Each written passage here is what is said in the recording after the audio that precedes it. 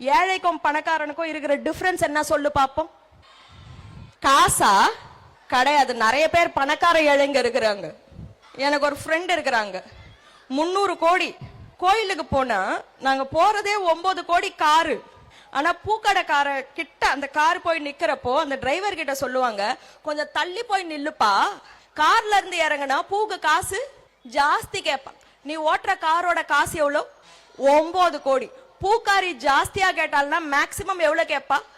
10 ரூபாய். அந்த 10 ரூபாவை உனக்கு எக்ஸ்ட்ரா கொடுக்க முடியலன்னா அது அவங்க 300 கோடி வச்சுன்னு இருக்கிற ஏழையா 300 கோடி வச்சுன்னு இருக்கிற பணக்காரனா? ஏழை.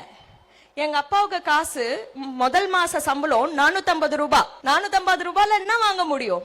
ஆனா யாரு என்ன கேட்டாலும் அந்த தெருவுல எடுத்துட்டு கை அப்படி வரும். ஏழை. ஆனா ஏழையா பணக்காரனா? பணக்கார. சோ நிறைய பேர் பாத்தீங்கன்னா காசுல ஏழையா இருப்பாங்க, இல்ல ஹெல்த்ல ஏழையா இருப்பாங்க. ஏழை பணக்காரன்றது ஒரு டேர்ம் மாத்திரம் கிடையாது.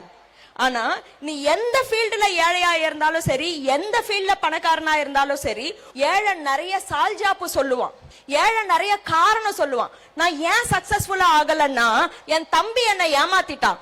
ஏன் நான் ஜிம்முக்கு போலன்னா எனக்கு 8 மணி நேரம் வேலை, எனக்கு அதுக்கு மேல டைம் இருக்காது. ஏன் உனக்கு ஹெல்த் சரியில்லைன்னா எங்க வீட்டுல எப்ப பார்த்தாலும் ஃப்ரையா பண்றாங்க. எதுல ஏழையா இருக்கிறானோ அந்த ஏழை நிறைய காரணம் சொல்லுவான். எவன் பணக்காரனா இருக்கிறானோ அவன் முடிவு பண்றான்னு வச்சுக்கோ, நான் எக்ஸசைஸ் பண்றோன்னு இன்னைக்கு முடிவு பண்றான்னு வச்சுக்கோ, நைட்டு 12 மணி ஆனாலும் வீட்டை சுத்தி 10 ரவுண்டு ஓடிட்டு தான் போய் படுப்பான்.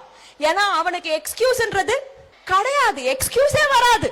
இன்னைக்கு நீ உட்கார்ந்துட்டு இருக்கிறன்னா இப்ப நீ ஏழையா இருக்கலாம், ஆனா நீ பணக்காரன் ஆகணும்னு நினைச்சேன்னா இந்த நிமிஷமே எக்ஸ்கியூஸ் சொல்றதை நிறுத்தி